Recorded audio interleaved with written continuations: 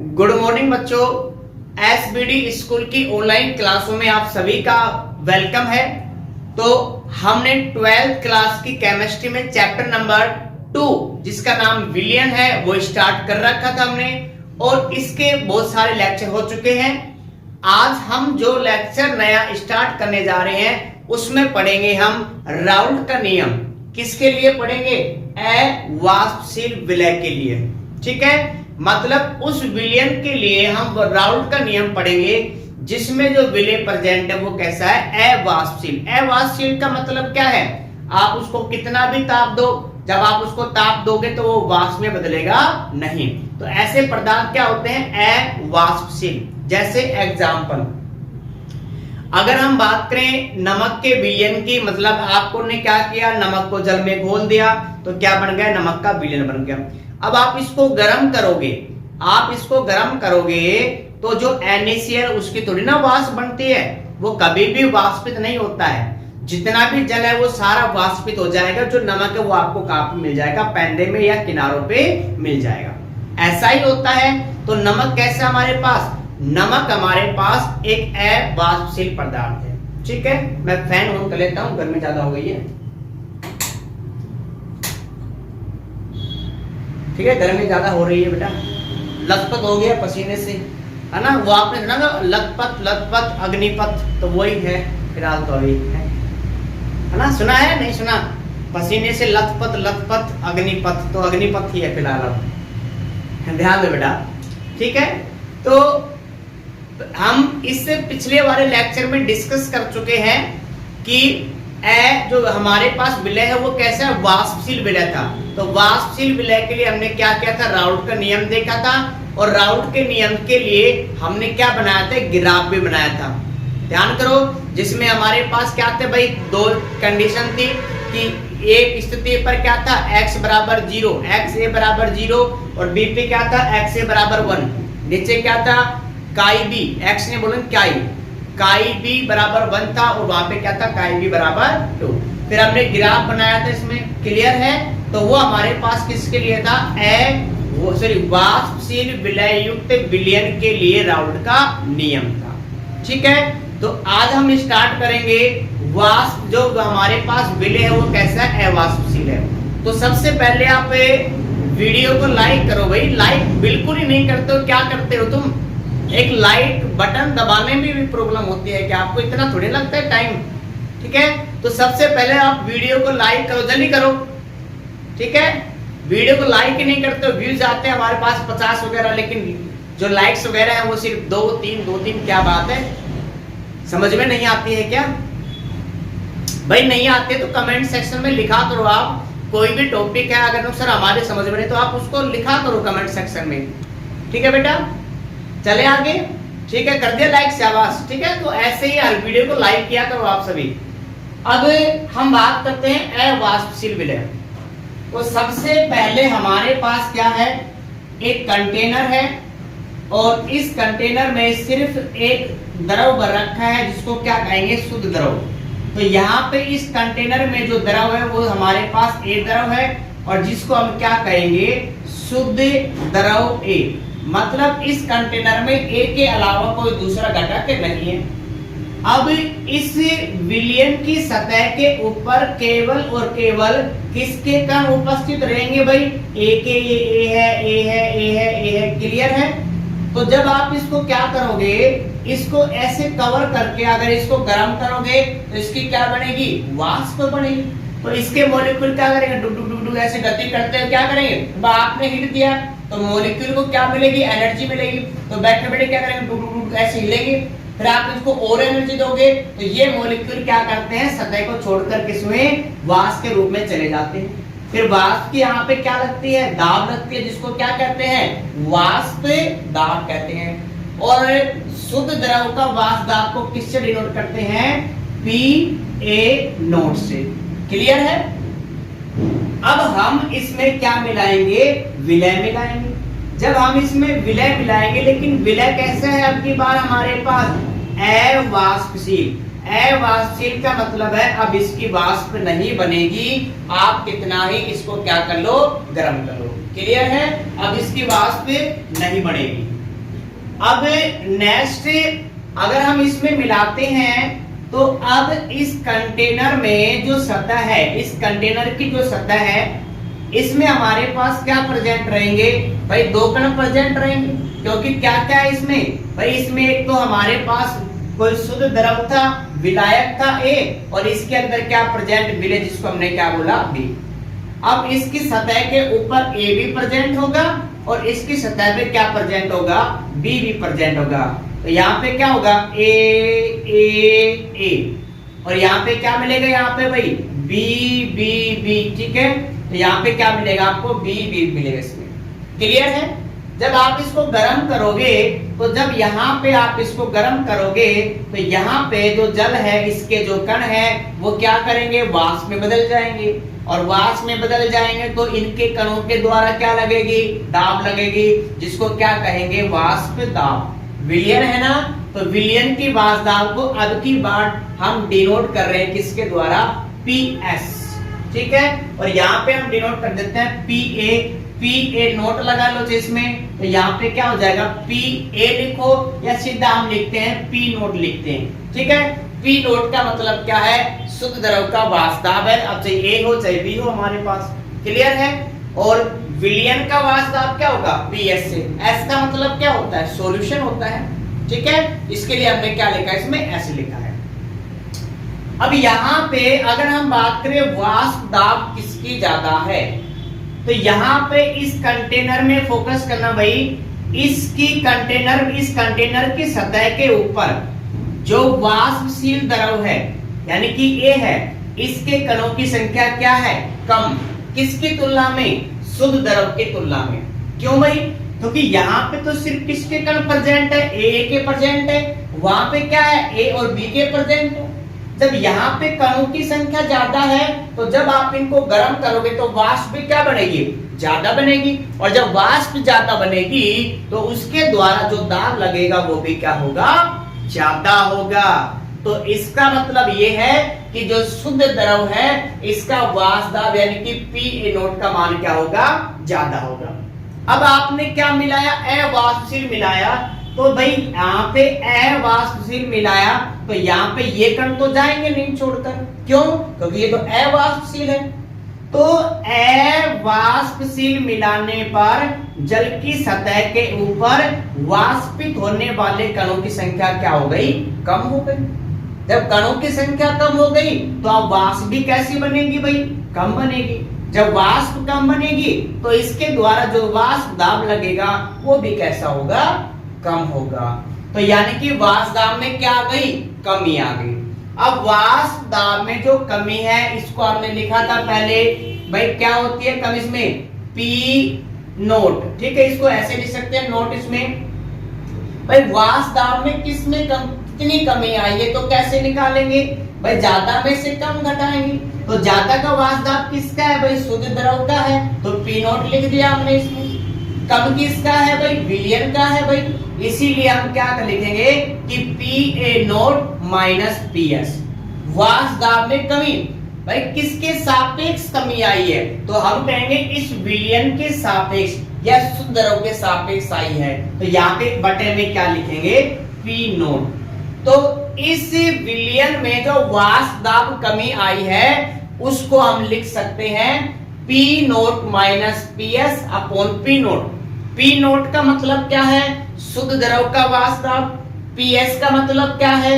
विलयन का वाष्प दाब। और P नोट का मतलब क्या है? शुद्ध द्रव का वाष्प दाब। अब विलयन में जो वाष्प दाब कम हुआ है वो किस पे डिपेंड कर रहा है? मतलब वाष्प दाब कब घटेगा और कब बढ़ेगा इसमें।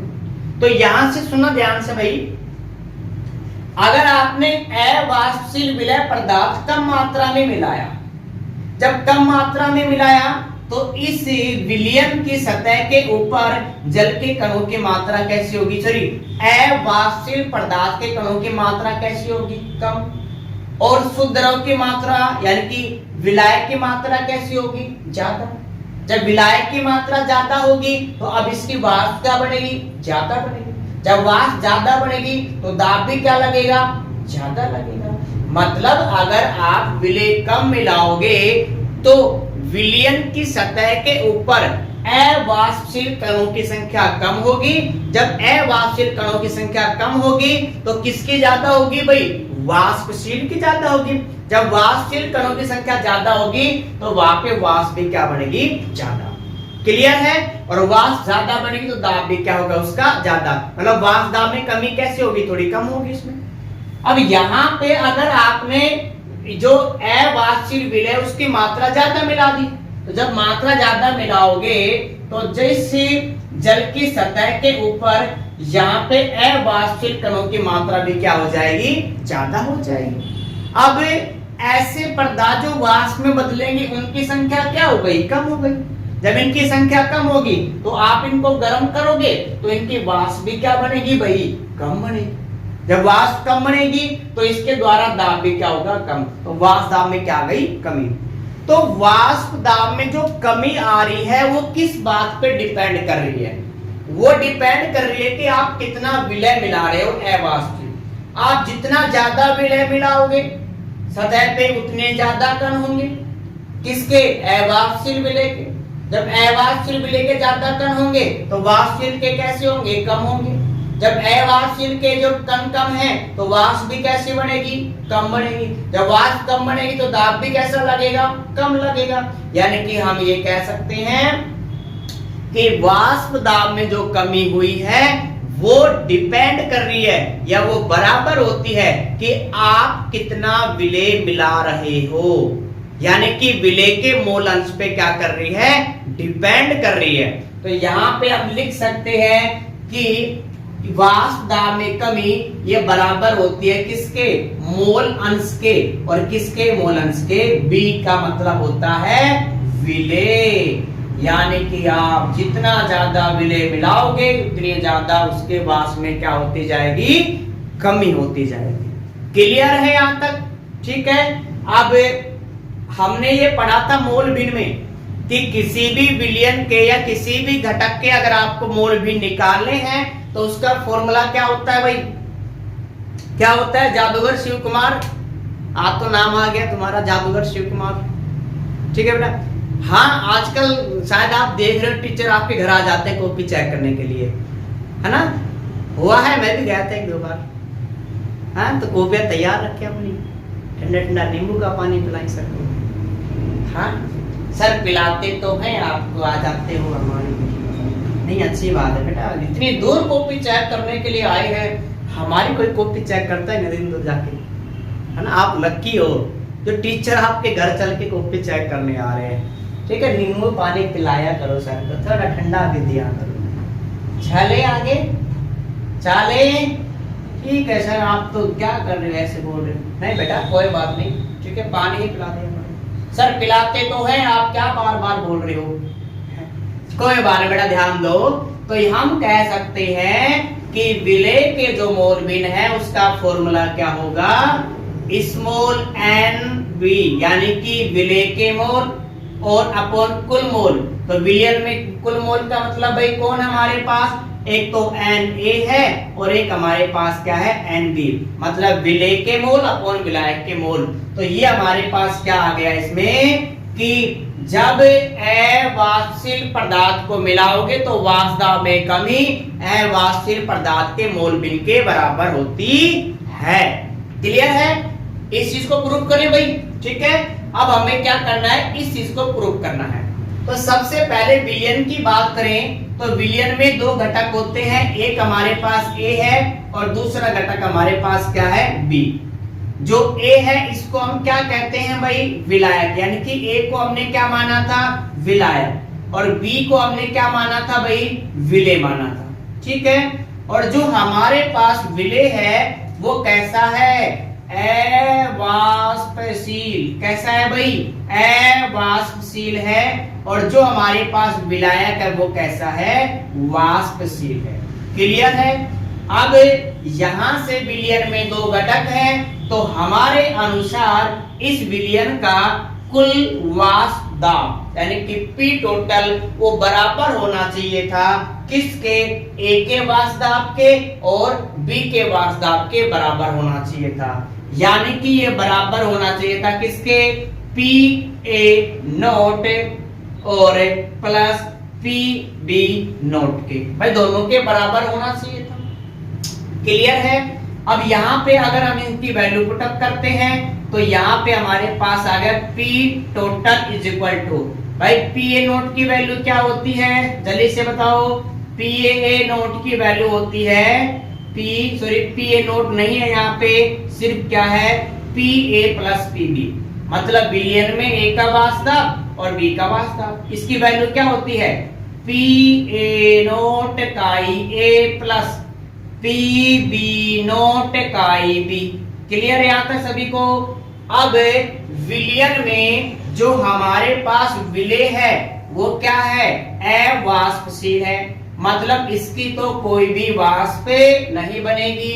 जब इसकी कोई भी वाष्प नहीं बनेगी तो क्या इसका वाष्प दाब होगा क्या नहीं।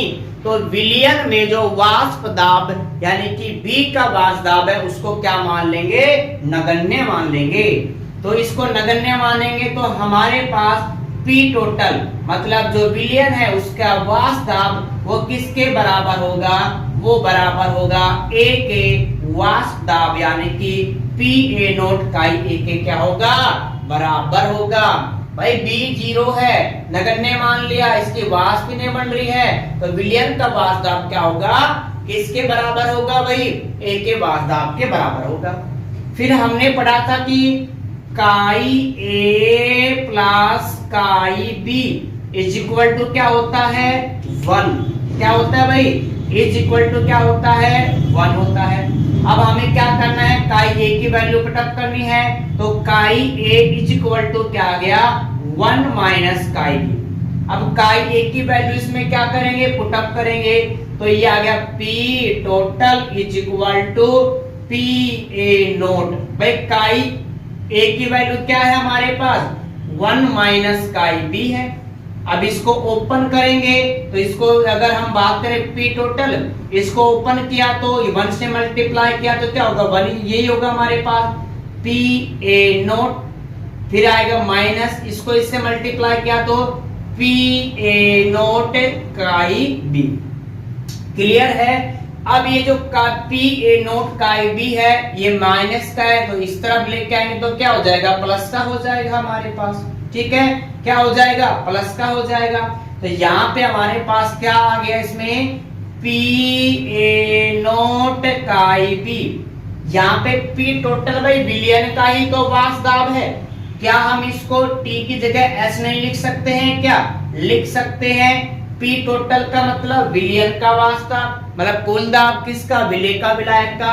तो हम ये भी तो कह सकते हैं कि विलियन का वाष्प दाब किसके विलेय के वाष्प दाब के और विलायक के वाष्प दाब के बराबर होगा, ऐसे तो लिख सकते हैं। तो हम पी टी की जगह क्या लिख के चल रहे हैं पी एस लिख के चल रहे हैं। क्लियर है।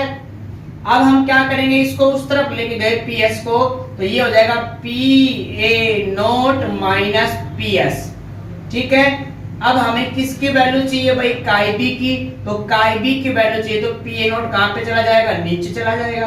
तो ये क्या आ गया P A note minus P S upon P A note. तो ये हमारे पास सुनो ध्यान से भाई पी ए नोट सिर्फ यहाँ पे क्या दे रखा आपको ए, तो अगर देखे तो पी ए नोट क्या था भाई शुद्ध द्रव का वास्तव, पी एस का मतलब विलियन का वास्तव, पी और नोट क्या मतलब शुद्ध का इसमें। तो यहाँ पे वाष्प दाब में कमी। ठीक है तो वाष्प दाब में किसके बराबर आई है कमी काई बी, और काई का मतलब क्या होता है मोल भिन्न और बी का मतलब किसके मोल भिन्न विलेय के मोल भिन्न। क्लियर है। इसका मतलब हमने क्या कर दिया इसको प्रूव कर दिया है।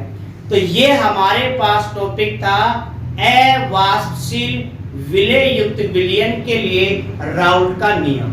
ठीक है। इसके न्यूमेरिकल है, न्यूमेरिकल में आपको क्या कहेगा कि भाई हमारे पास कोई भी शुद्ध द्रव का वाष्प दाब ये है, विलयन का वाष्प दाब ये है। ठीक है। तो विलेय के मोल भिन्न बताइए, आपसे ये पूछ लेगा इसमें या इनकी वैल्यू देके इसकी किसी का मान पूछ सकता है। क्लियर है। तो ये हमारे पास था आज का टॉपिक जिसमें हमने क्या पढ़ा है अवाष्पशील विलेय युक्त विलयन के लिए राउल्ट का नियम। ठीक है।